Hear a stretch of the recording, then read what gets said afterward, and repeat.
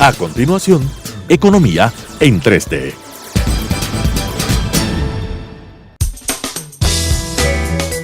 Clasificación A. Apto para todo público.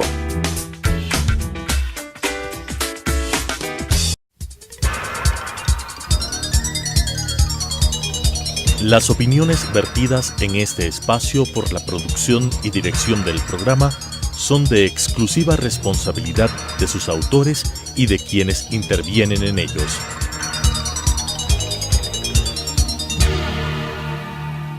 Telesucesos Canal 29 presenta Economía en 3D. Estimados amigos, nuevamente con ustedes un gusto compartir este programa Economía en 3D con Daniela Oleas, Rodrigo Espinosa y Mauricio Pozo, quien les habla para tratar temas de coyuntura económica, básicamente el proyecto de ley de reactivación económica enviado por el Ejecutivo a la Asamblea Nacional y relacionado con esto también la proforma de presupuesto para el año 2018. Creemos que son aspectos de interés nacional, temas de coyuntura, y creo que vale la pena conversar este programa sobre sus implicaciones, cómo vemos este proyecto de envío y de medidas y de proforma para el acontecer económico del país. Para iniciar la conversación, yo empezaría dando 3 informaciones para que mis colegas me ayuden a desarrollar el tema. Un elemento que nos parece importante resaltar es que cuando en un pasado no muy lejano se promovió el uso del dinero electrónico por parte del Banco Central, muchos analistas opinábamos que eso crea un serio riesgo para la sanidad económica del país, por cuanto teníamos un problema, y hasta ahora lo tenemos, de reservas internacionales, un descalce entre los activos líquidos y los pasivos en el Banco Central, y aumentar una obligación más a un balance que ya estaba descalzado, desequilibrado, habría significado un riesgo para que el Banco Central, que en la ley o en el proyecto estaba como el que podía emitir únicamente dinero electrónico, dar paso a que se emita dinero sin respaldo, y esto atente, por ejemplo, contra la misma dolarización. Este fue uno de los argumentos que se utilizó para hacer serios cuestionamientos a esta intención del gobierno en su momento, nos referimos al gobierno anterior, y que levantó mucha discusión en el país. Ahora ese mismo tema se lo incorpora al proyecto de ley de reactivación enviado a la Asamblea, pero con un cambio, y que tiene que ver con el dinero electrónico no llamado así, sino medios de pago electrónicos, ahora a ser manejados por el sector financiero privado y público, pero con un cambio que estaba en el proyecto anterior y que tenía que ver con la obligatoriedad. Antes era un tema optativo, voluntario, ahora se le incorpora como una propuesta obligatoria. Y sobre esa base creemos, o al menos yo lo veo de esa manera, puede generar preocupaciones, puede generar expectativas negativas, que se llama, a que empiece a transarse mucho más en efectivo, que es lo que supuestamente quieren reducir, porque de acuerdo al gobierno existe un costo en el uso de efectivo, y que esto dé paso pues a un problema de otra naturaleza. Creemos que en primer lugar cualquier mecanismo que se instaure para las transacciones económicas tiene que ser sobre bases voluntarias, sobre bases optativas y no obligatorias, y que sea el mercado y la confianza que se vaya ganando en el tiempo lo que dé paso, por ejemplo, a que se usen mecanismos tecnológicos para el uso de las transacciones. Este tema del uso del dinero electrónico o de las transacciones de manera electrónica está atado también a que se incorpora en el proyecto la necesidad de que toda transacción por encima de los $1,000 esté bajo mecanismos electrónicos, de manera obligatoria, con un plazo X, y esto también, a mi entender al menos, tiene la preocupación por el hecho de que el mercado en este momento en muchas partes del país no transa en ese mecanismo, hay todavía mucha informalidad y creemos que la formalidad, que todos podemos estar de acuerdo, no se lo hace de manera obligatoria, sino también de manera voluntaria y conforme se vaya ganando confianza. Y el otro elemento que está relacionado con esto que estamos conversando tiene que ver con la propuesta del cobro de una tasa entre 0,5 y 2% para los retiros sobre los $4,000, que también puede llevar a que los agentes económicos, lejos de reducir las tenencias en liquidez, en efectivo, busquen apropiarse de mayor cantidad de dinero en efectivo, precisamente porque pueden observar o pueden predecir, o su expectativa es que hay falta de plata, y eso puede terminar siendo un efecto absolutamente nocivo, contrario al que supuestamente persiguen las autoridades. Así que sobre esta primera parte hay muchos otros elementos en las medidas anunciadas y en el proyecto de ley enviado que podemos conversar más adelante, pero al menos sobre estos primeros elementos quisiera escuchar la opinión de mis compañeros de panel para un poquito dar luces sobre la opinión que tenemos sobre estos temas. ¿Cuál es tu opinión, Rodrigo? Mira, el proyecto de ley que han enviado al Congreso sobre la parte monetaria y sobre los pagos electrónicos tiene algunas cosas que realmente preocupan. Primero, este proyecto es negativo para el uso del efectivo, pero no solamente para el uso en efectivo, sino para el uso del cheque. Porque en este momento se está poniendo medios de pago como efectivo y el cheque como inferiores frente a los pagos electrónicos. Entonces se dice, han impuesto un tributo a la transacción en efectivo y de cheque también, porque si yo pago con un cheque y quien recibe el cheque va a cambiar en efectivo, eso me obliga a mí a pagar un tributo si es que pasa de los $4,000. Entonces está generando un problema que va a desarrollar expectativas negativas, y frente a la irracionalidad que existe frente a determinadas medidas, esto puede conducir a que la gente retire recursos de los bancos. Y lo peor es que esto puede generar retiro de recursos de las cooperativas. Hay que señalar que el año pasado liquidaron 360 cooperativas. Entonces hay un problema bien serio en ese sector. Estamos hablando de que la economía tiene inflación negativa en 2 meses seguidos, que eso no ha ocurrido en el Ecuador, y que eso es un signo de deflación, que es lo más grave que puede producirse en la economía, porque la cura de la deflación es bastante complicada. Peor aún cuando un país no tiene moneda propia y el país tiene problemas de balanza de pagos y tiene un déficit crónico del sector público, que es la causa de los problemas. Entonces, la causa de los problemas, que es el excesivo gasto público, no se está haciendo nada con las medidas. Y se adoptan otro tipo de medidas que muestran lo aldeano que es el país, no digo el país, lo aldeano que son las autoridades que están enviando este proyecto de decreto.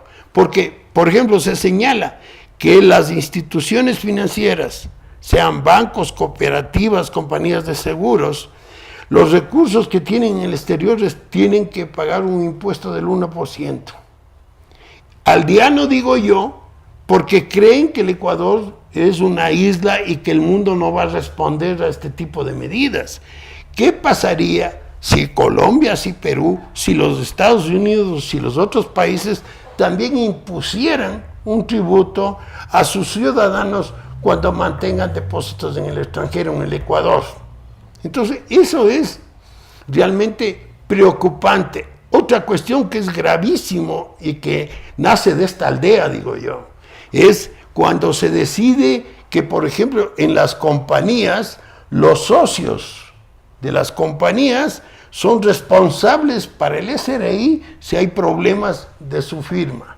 Entonces, este señor del SRI ha pasado a ser uno de los claves en el frente económico, porque parece que ha pasado husmeando en dónde puede sacar recursos.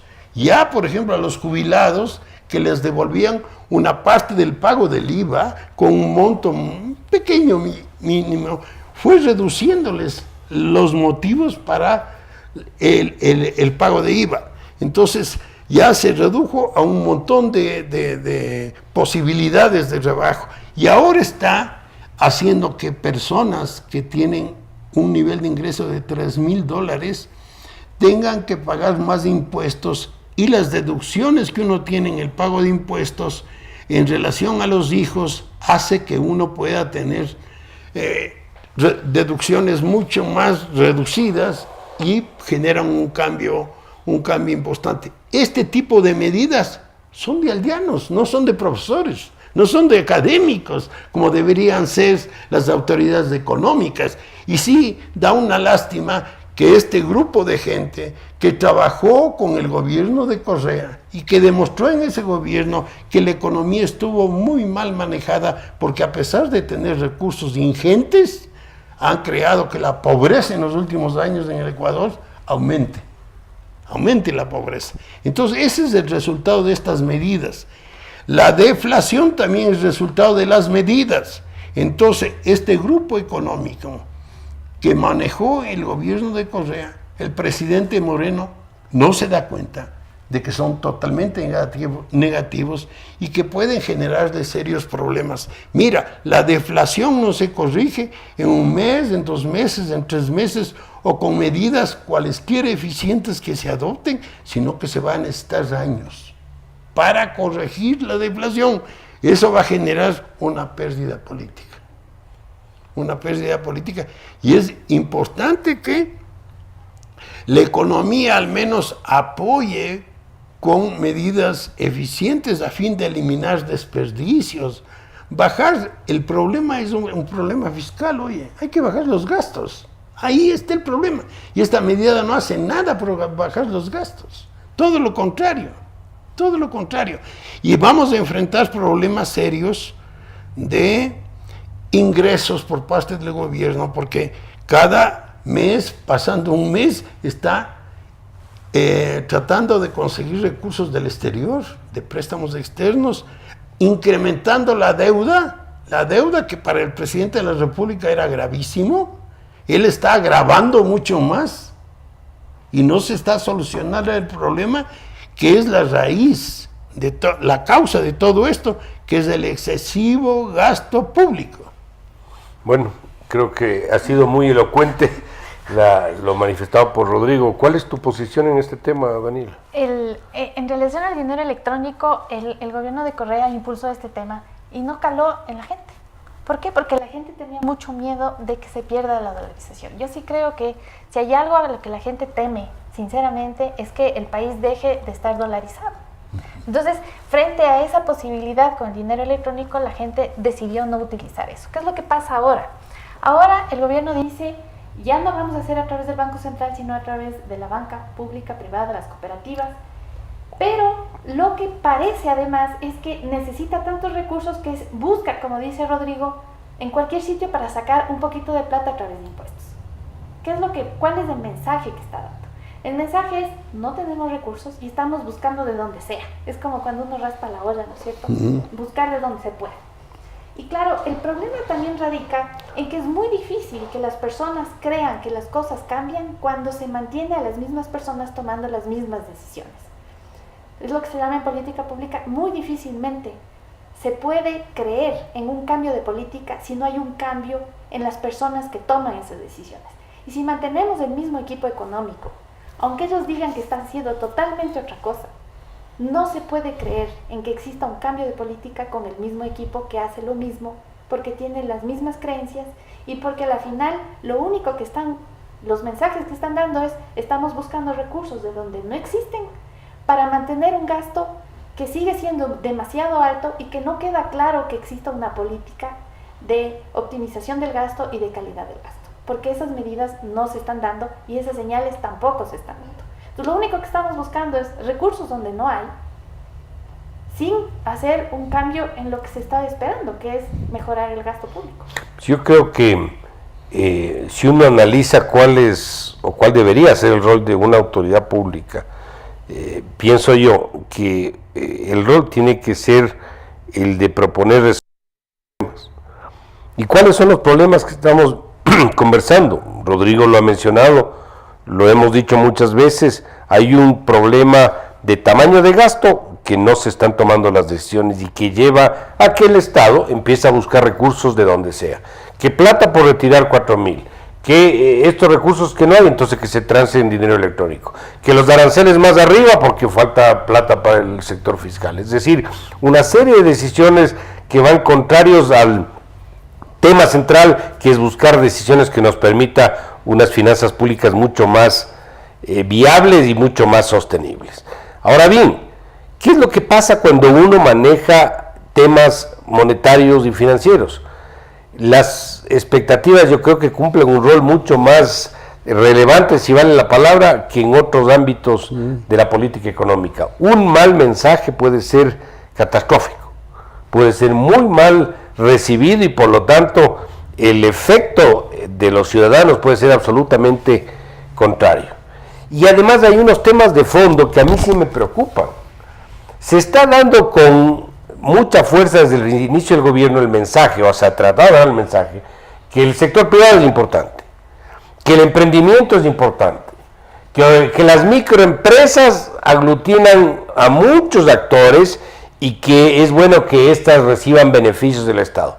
Y al mismo tiempo se involucra una norma donde se le da corresponsabilidad al accionista de una empresa.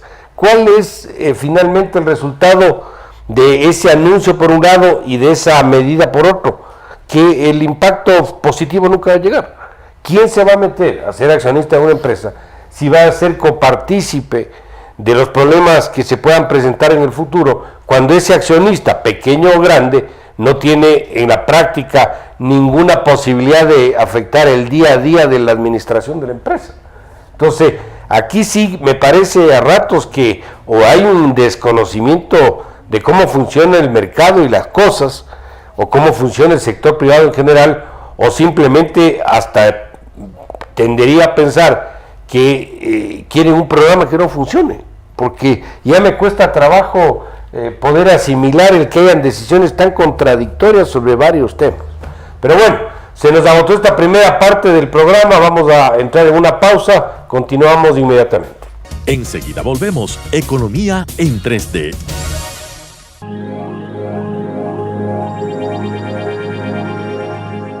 Se estima que más de 1.000 millones de personas están viviendo en extrema pobreza,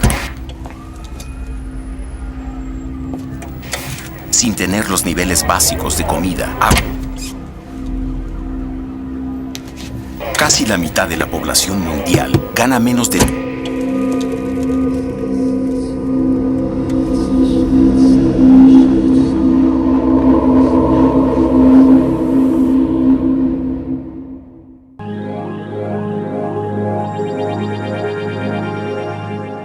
Continuamos, Economía en 3D. Nuevamente con ustedes, estimados amigos de Economía en 3D, con Daniela Oleas, Rodrigo Espinosa y quien les habla, Mauricio Pozo. Hemos analizado en la primera parte del programa algunos temas incluidos en el proyecto de ley enviado a la Asamblea por parte del Ejecutivo y que tiene que ver con la reactivación económica, y básicamente nos hemos concentrado en los asuntos monetarios. Tal vez en esta segunda parte abordar algunos otros elementos que a mi criterio son importantes. Un tema que creo yo es de peso y es de raíz en el manejo de cualquier economía. Las estimaciones del país, en este caso, son estimaciones que tienen que ver con un crecimiento muy bajo. Todas las fuentes de información son fuentes que apuntan a un crecimiento cercano a cero. Si lo comparamos con el crecimiento poblacional, es una tasa negativa, tasa vegetativa negativa. y en un momento de estancamiento económico, creo que si en algo hay que tener cautela es en el tema impositivo.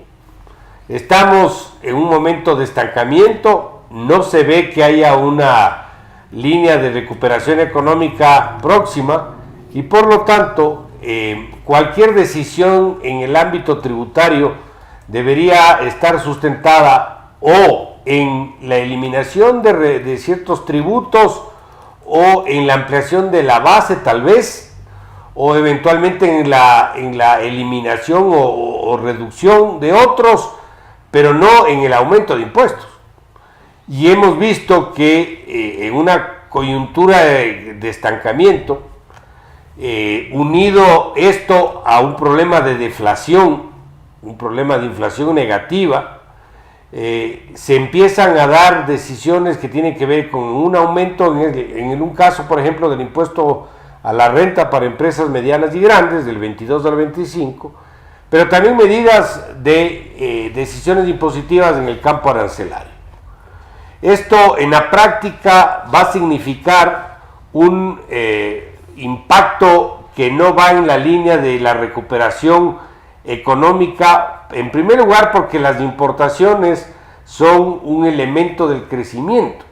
Si yo quiero recuperar una economía no puedo restringir importaciones, yo tengo que buscar que éstas operen libremente y que las exportaciones, producto de una actividad económica mayor, puedan empezar a crecer, atado también a otras decisiones como acuerdos de comercio o un coste de producción más razonable u otras decisiones importantes. En ese sentido, me parece que el pensar aumentar aranceles, aumentar impuestos por otro lado, cobrar tasas por retiros de efectivo o inclusive pensar en otro tipo de tributos va en la línea absolutamente contraria a lo que el país requiere.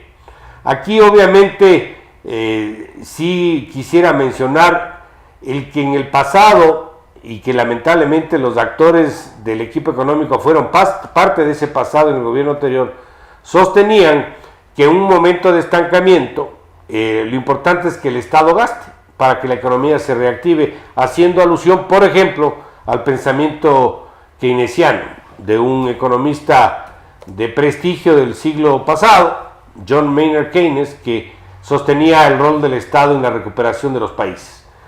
Lo que nunca dijo Keynes, y que si volvería a estar aquí probablemente reclamaría de su teoría general del interés, del dinero y los precios, es que él nunca habló de desorden fiscal. Él habló de un rol del Estado, pero no de desordenar las finanzas públicas, peor entrar en procesos de endeudamiento agresivo. Entonces, simplemente a donde quiero llegar con este razonamiento es decir, me parece que se están tomando decisiones contrarias al problema que tenemos. Si el problema es de estancamiento e inclusive ya hay síntomas como deflacionarios, aumentar impuestos no va en la línea correcta.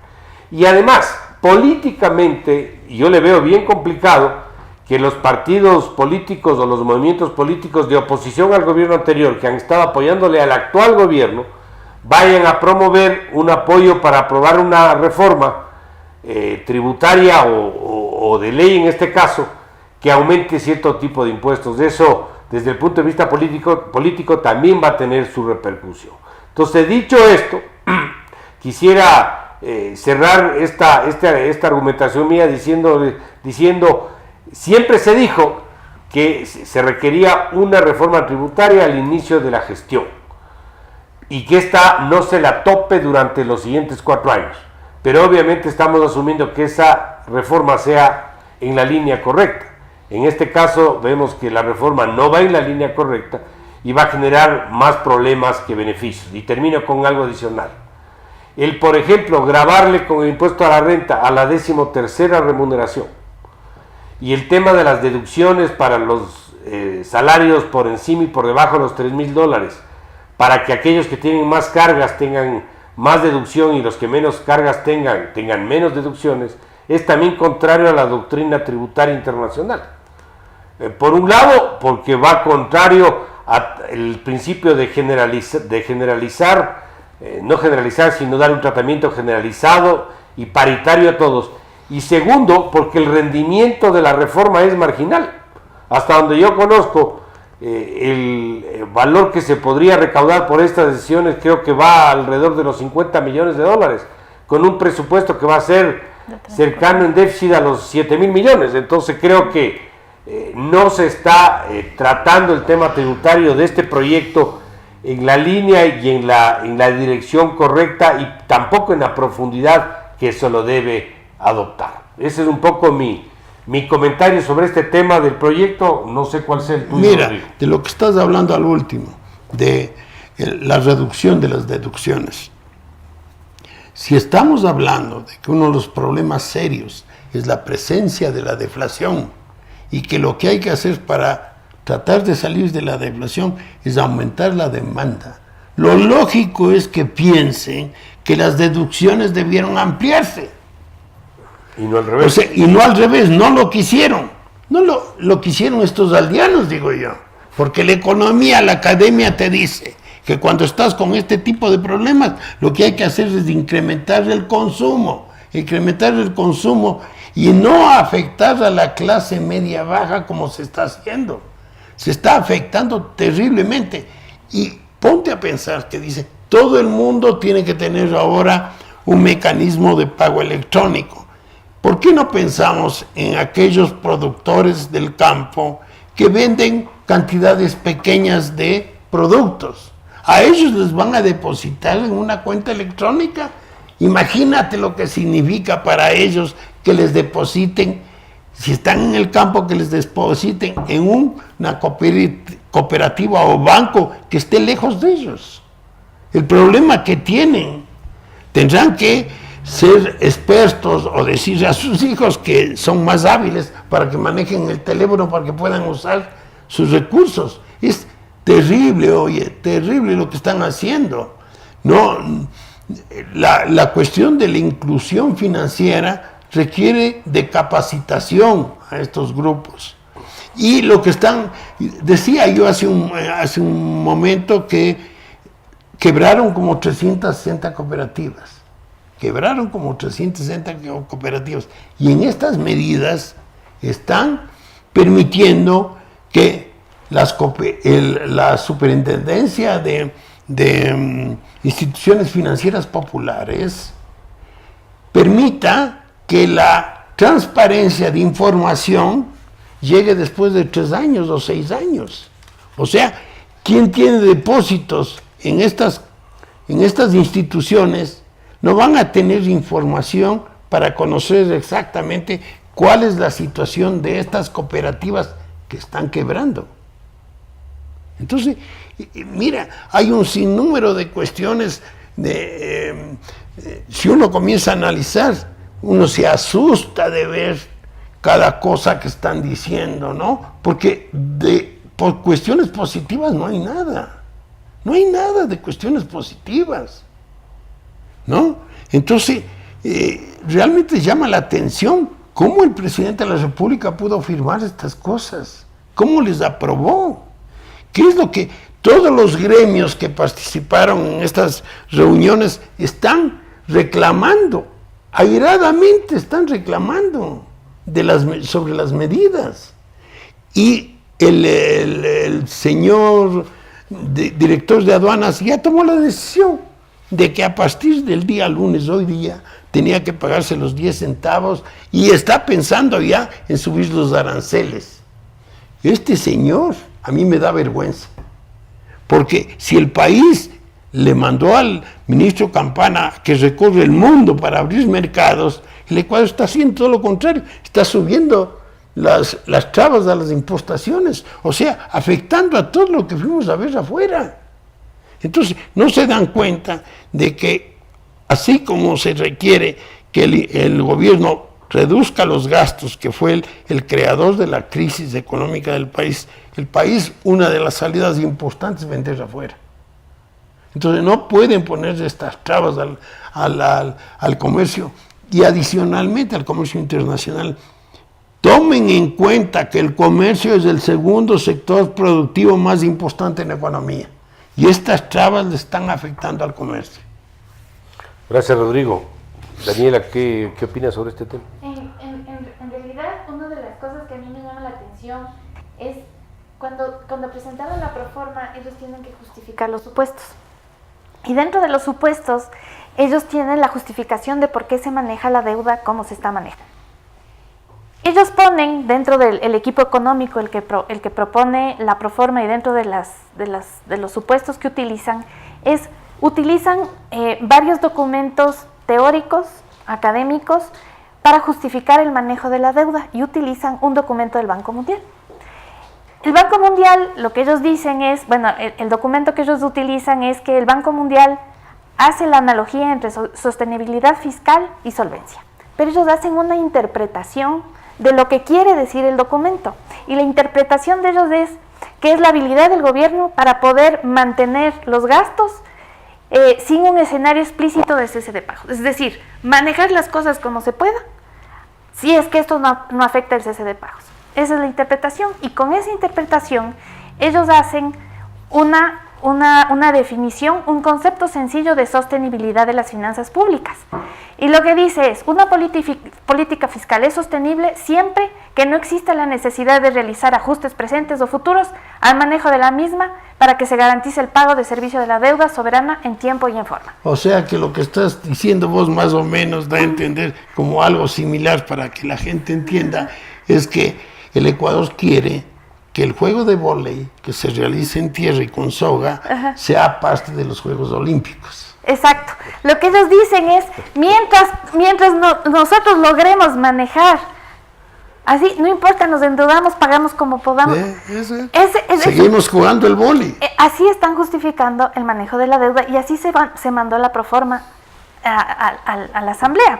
Entonces, ellos además parten de un escenario base. Entonces, el escenario tiene como supuesto un crecimiento del 2%. Y dicen, obviamente, nosotros vamos a poder mantener este escenario bajo dos supuestos grandes. El primero es que la empresa minera vaya a ser la empresa privada que impulse el crecimiento, el desarrollo económico, y dos, el programa de vivienda social, es decir, el programa asociado a la propuesta del presidente Moreno de toda una vida. Esos son los dos grandes supuestos del desarrollo económico.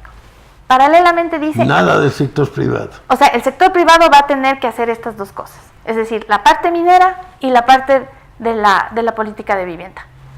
Pero también dicen, siempre y cuando se maneje austeramente las políticas fiscales, la política fiscal, es decir, siempre y cuando se haga más óptimo el gasto. Pero cuando uno ve la proforma, uno dice, bueno, ¿y de qué estamos hablando? Pues, o sea, no es lo mismo lo que ellos dicen como supuesto a lo que están proponiendo. Y además, estas definiciones del manejo de la deuda sí asustan, porque lo que están diciendo es, hagamos más o menos lo que estamos haciendo, nos endeudamos, pagamos, hacemos. Mientras tanto, si esto se mantiene, estamos asegurando una solvencia para la deuda. Sí. Salgo más preocupado de lo que entré. O sea, ese es el documento que se envió a la Asamblea. Sí, o sea, aquí se está interpretando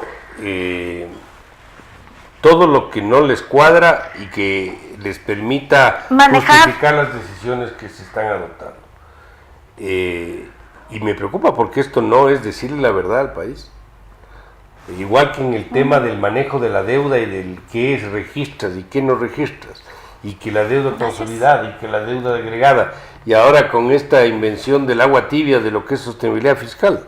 Es una interpretación. Me parece que esto, lamentablemente... Oye, ¿y qué dice la Contraloría de lo que han superado el tope que el propio presidente dice de la deuda? ¿Quién es el culpable de eso? No hay nada, nadie dice nada. Tengo entendido que la Contraloría está haciendo un informe de eso. Están tratando de hacer el informe. El informe, si ya sabes las cifras, inmediatamente ya tienes cómo hacer el informe en un solo día. ¿Para qué te vas a desmenuzar cosas? Eso puedes desmenuzar después. Pero a mí realmente cuando yo vi esta interpretación del manejo ¿Y de la deuda... ese documento de dónde viene? Este es el documento, son los anexos que justifican el presupuesto y está colgado en la página web de la Asamblea. Esa parte no recuerdo. En la página 207 y 208 y 209. Pero esto es realmente algo que uno sí se preocupa, porque dice, ellos están haciendo una interpretación, dice, interpretando de esta manera, haciendo este símil. Entonces es preocupante. y justifican el manejo de la deuda como se está haciendo. A ver, aquí hay varios temas que yo creo que se pueden comentar. Uno, la proforma enviada para el año 2008 y la forma como cerraría el presupuesto del año 2017 y 2017 no muestran lo que el presidente ha dicho en materia de austeridad fiscal. No muestran para nada. No muestran. Yo tengo aquí algunas cifras, simplemente para referencia, utilizando la reforma enviada sobre la cual también hay observaciones, pero aceptando que la proforma sea la correcta, cosa que no es, pero aceptando así, tú tienes aquí un crecimiento del gasto corriente del 12%, tienes un crecimiento de los sueldos del 4%, tienes un crecimiento de los bienes y servicios del 48%, es decir, no hay tema de reducción del tamaño del gasto público en general. Y cuando nos pasamos a la reforma ajustada del 2018, es decir, ya con los ajustes que debería representar, el tema de la austeridad tampoco se ve. No se ve. Porque hay un crecimiento del gasto corriente del 12%, de los sueldos del 4%, es decir, se siguen manteniendo, y al contrario, hay un problema de registro de ingresos petroleros, porque en la proforma hablan de 1.700 millones, cuando en la práctica esto no va a pasar de los 1.000 millones, porque el ingreso petrolero, recordemos, es un ingreso que se produce por la exportación del crudo, la venta de derivados, pero tiene que netearse con la importación de derivados y el pago a las compañías por los tipos de contrato que tiene suscrito el país. En esa línea el país prácticamente recibe muy marginal la cifra por concepto de de ingreso petrolero. Resumen de la película, de acuerdo a los números que se ha podido preparar, el déficit fiscal entre este año que está por terminar y el año 2018 va a ser un déficit muy similar. Ahora mira, sobre los 6.000 millones, lo cual en palabras sencillas significa que no se refleja en este instrumento llamado presupuesto 2018 lo anunciado por el gobierno de que va a entrar en un programa de austeridad fiscal. ahora otra cosa, mira, está puesto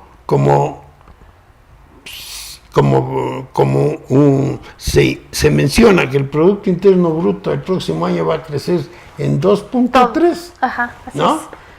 es. Eso es imposible. Eso solamente dicen ellos. Exacto. Si nosotros estamos en un periodo de deflación, ten la seguridad de que el año 2007 vamos a decrecer y el 2018 máximo que tendremos un crecimiento de 0. Entonces eso significa menos tributos, menos ingresos, y no están haciendo nada para reducir Por lo tanto, el déficit sería más grande. El déficit va a ser más grande. Vamos a entrar en una segunda pausa del programa, continuamos inmediatamente. Enseguida volvemos. Economía en 3D.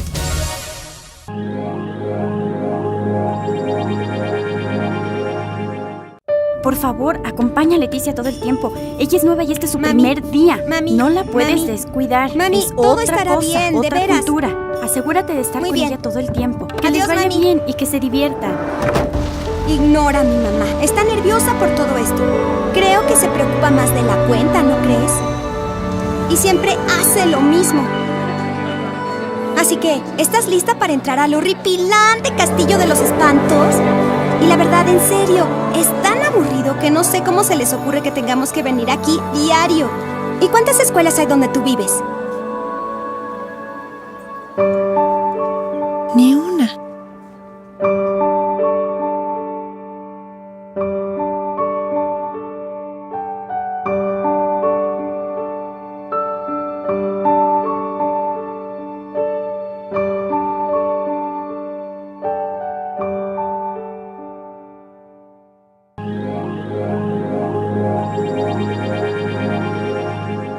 Continuamos. Economía en 3D.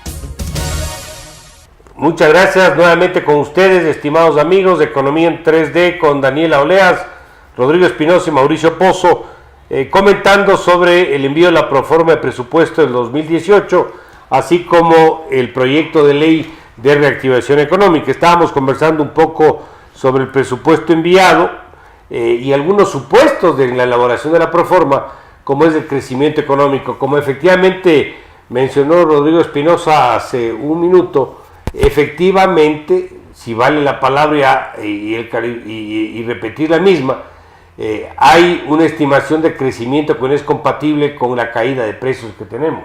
Sí. No sé si ustedes recuerdan cuánto se demoró el Japón cuando vio algunos años de deflación. Salir de un proceso deflacionario no es un tema fácil y los procesos de recuperación son largos.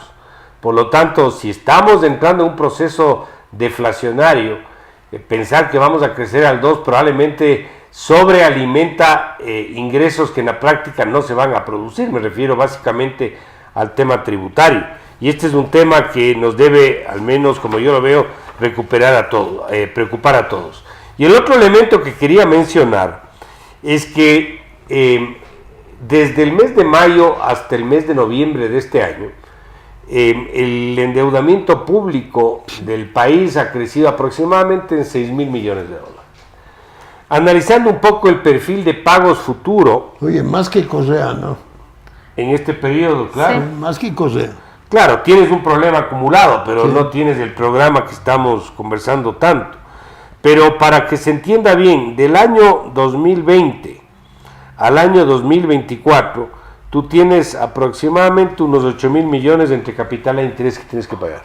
En otras palabras, el grueso del problema ni siquiera va a reventar, me refiero en tema de deuda, en el gobierno actual, sino va a recaer en el siguiente gobierno. Y ahí obviamente habrá que ver cuál es la coyuntura. Este problema de la deuda, a mi criterio, es muy complicado de resolver si no hay una solución al riesgo del país, y lo que hemos dicho muchas veces, si no hay un apoyo internacional de la banca multilateral que le permita al Ecuador tener un aval del programa económico, reperfilar la deuda, refinanciar lo que haya que refinanciar, replantear los vencimientos, va a ser una tarea muy complicada de lograr. Y recordemos algo, los intereses de la deuda pública se registran dentro de los gastos corrientes del presupuesto. Así que cuando se habla de que hay que reducir los gastos corrientes, no se está hablando necesariamente y solo de ver cuál es la masa salarial. Se está hablando de estos otros problemas: uno, los intereses de la deuda, y dos, el gasto en bienes y servicios, que como vimos en la cifra que mencioné, también crece para el próximo año de una manera significativa. Este es un elemento que quería yo comentar. Y el otro elemento que me parece importante abordar con ustedes es que hay atrasos que se siguen manteniendo, y yo le veo difícil como autoridad económica pedirle, me refiero a los que están de autoridades, pedir al sector privado que invierta, que contrate trabajadores cuando siguen persistiendo atrasos de periodos anteriores. La deuda flotante, que se llama, está sobre los 2.000 millones y sigue existiendo eso, y eso no se ve tampoco un horizonte claro cómo se va a resolver. Dicho esto, a mí me saltan dudas que con deuda flotante que no tiene un comportamiento decreciente claro, con la deuda que no se ve un horizonte por la falta de acuerdos, con un presupuesto que crece a lo que crece, y con una deflación que se ve que está iniciándose en el país, pensar que el país va a poder alcanzar tasas de crecimiento positivas sobre el 2% para los siguientes años. Me cuesta trabajo pensar que eso va a ocurrir. Y otra cosa, con una política de austeridad, estamos con estos crecimientos. Esto llama austeridad, y lograr que el déficit continúe alto, altísimo. Claro, y los anuncios, te digo, que están hechos por el gobierno, como es la exoneración del impuesto a la renta por los 5 primeros años para inversiones, para capitales que vengan, probablemente nunca van a tener impacto. No van a tener impacto porque no va a haber esas inversiones. No va a haber esas inversiones, no va a haber ese entorno adecuado. Y claro, se eliminan las salvaguardas, pero si se involucran estas nuevas decisiones que a mi criterio no van en la línea correcta. Y hay otros elementos que también creo que vale la pena mencionar. La seguridad social, que le hemos comentado mucho sobre esto aquí en estos programas, es un problema para la economía, es un problema para los ciudadanos, es un problema para el país. Se dijo y se criticó mucho la retirada del aporte del Estado del 40% a las pensiones, así como las deudas de salud que tampoco se han cancelado. Pues en el proyecto para la proforma presupuestaria del 2018 no está incorporado el pago de los 2.500 millones de salud y tampoco está el pago de los 1.200 millones aproximadamente de la retribución del 40%. Tampoco está, como ya lo dijimos, devolverle al Banco Central los recursos que le prestaron al Estado. Es decir, me parece que seguimos dando muestras que lamentablemente los avances políticos del gobierno, que yo los reconozco como positivos, pueden verse menoscabados en un plazo no tan largo si no hay una decisión en el área económica que le permita un fortalecimiento al gobierno que todavía está en luna de miel, pero como todos sabemos, la luna de miel no siempre es larga, lo más probable es que sea corta, y sobre esa base creemos que una rectificación al rumbo que ha tomado el país se torna absolutamente urgente. ¿Cuál es tu opinión en esto, Daniela? Además hay otro tema, ¿no? Coincidiendo con lo que tú dices, además hay otro tema. Si nosotros vemos el programa anual de inversiones, obviamente se ha reducido sustancialmente en relación a los otros años, pero de todas maneras las inversiones deberían ir en los proyectos o en los programas que tengan algún tipo de crecimiento o de generación de riqueza. Hay ejemplos en el programa anual de inversiones que desde mi punto de vista no se justifica. Por ejemplo, hay un programa de pensamiento político. O sea, dentro del programa anual de inversiones está eso. Hay una creación de redes de medios comunitarios públicos y privados locales. Hay proyectos que en realidad dentro de una situación en la que estamos no tiene sentido de que se haga inversión de este tipo. Y por otro lado, no tiene tampoco ninguna forma de que suceda que las inversiones vengan al país si no tienes un equipo económico que tenga la credibilidad para atraer esas inversiones. O sea, no es solamente el tema de tener un equipo económico que conozca, bajo el supuesto de que estuviéramos en ese escenario. Pero también se necesita un equipo económico que tenga la trayectoria para que proyecte seguridad en los agentes económicos, no solamente a nivel local, sino a nivel internacional. Yo no veo que eso esté pasando. Y el programa anual de inversiones tampoco refleja las prioridades. Rodrigo, ¿cuál es tu opinión sobre esto? Yo considero, por ejemplo, tú hablas mucho del éxito político del presidente Moreno. Yo creo que más éxito político de él es una baja sustancial políticamente del anterior gobierno, por un montón de motivos. Eso es lo que está haciendo que el presidente tenga éxito en la parte política, porque en realidad es eso. Lo único que ha hecho es el diálogo que no ha servido cuando estamos hablando en la parte económica, porque hay una queja de los que dialogaron de fuera del gobierno con los resultados de este tipo de medidas.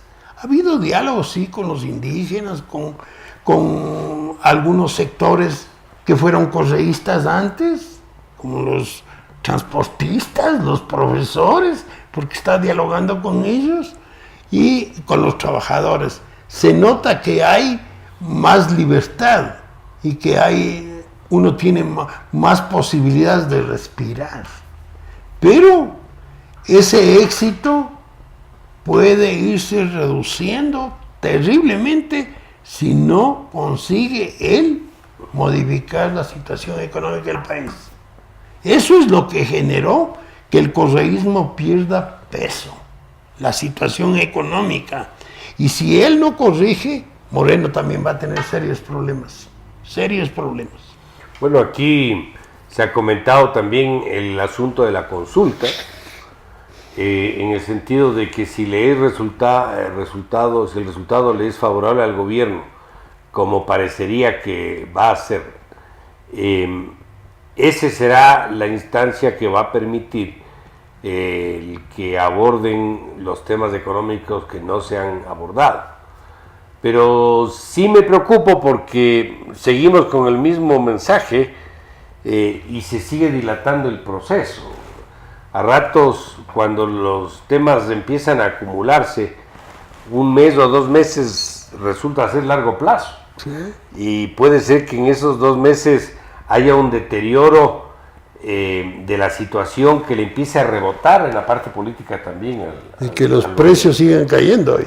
Hay un problema de deflación. Obviamente podemos en esto discutir académicamente y decir la economía siempre se ajusta por algún lado.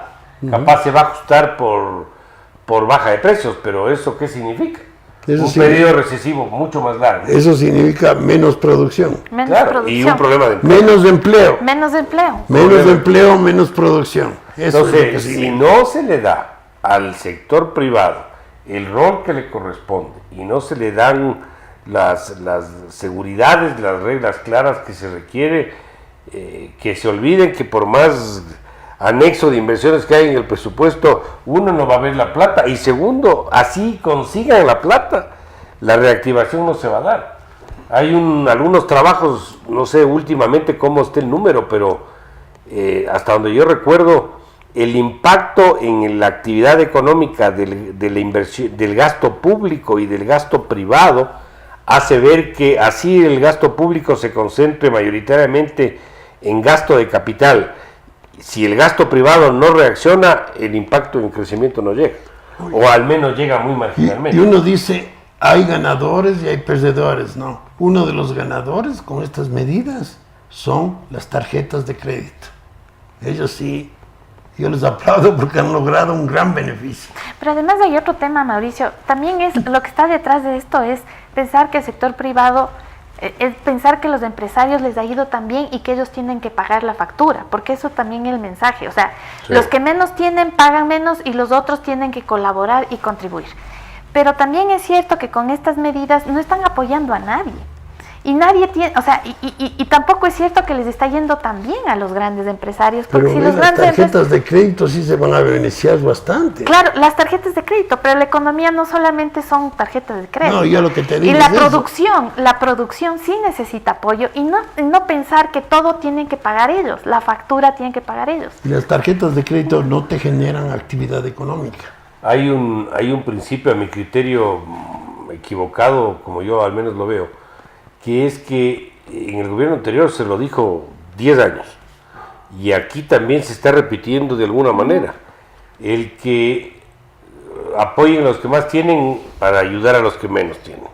Y si bien esto suena bien, como hemos dicho, uno, no es que están separados como dos mundos distintos, y dos, el tema es un problema inclusive de mezquindad de la producción nacional. O sea, si hay un sector que le va bien, no hay que buscar que ese sector reduzca su actividad o reduzca su coyuntura favorable, sino que siga manteniendo eso y que los otros que están abajo busquen alcanzar esos mismos niveles. Aquí estamos como el cangrejo ecuatoriano, o sea, el cangrejo que trata de salir del frasco y los otros le alan para que no pueda salir. Me parece que sobre esa base el país lamentablemente no va a salir. Aquí yo creo que hay que desprenderse de una serie de tabús ideológicos que nos han impedido tomar decisiones adecuadas y poder salir en una ruta donde todos tienen que estar mejor. Y vos del ejemplo que das, que unos están empujando para que vayan para abajo, los dos que más empujan es el SRI y las aduanas,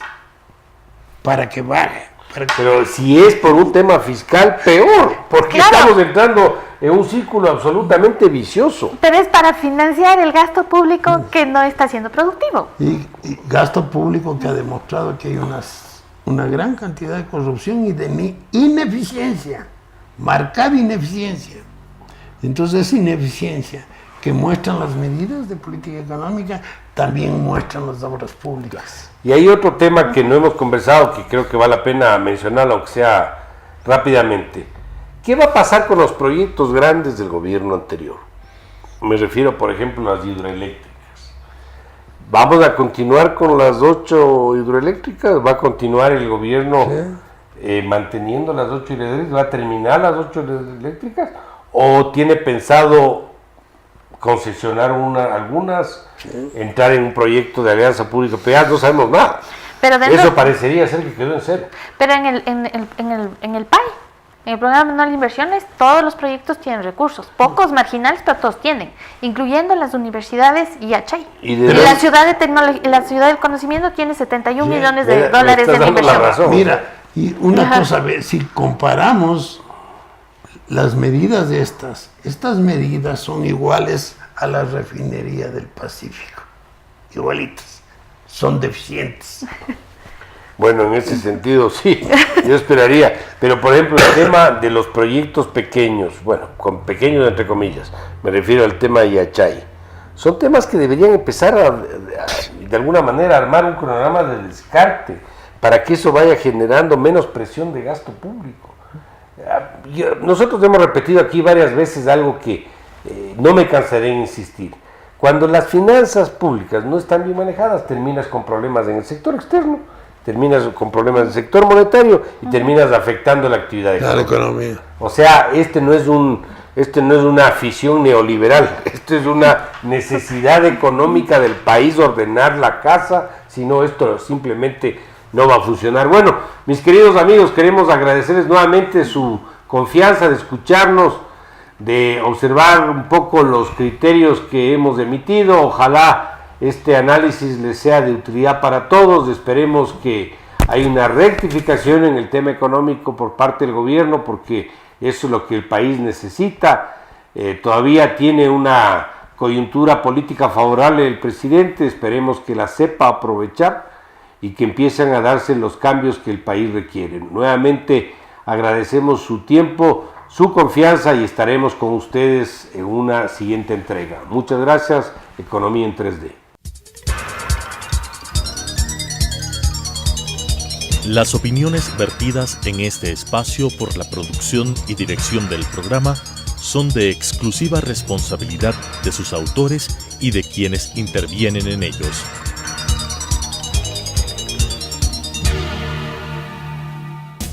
Telesucesos Canal 29 presentó Economía en 3D.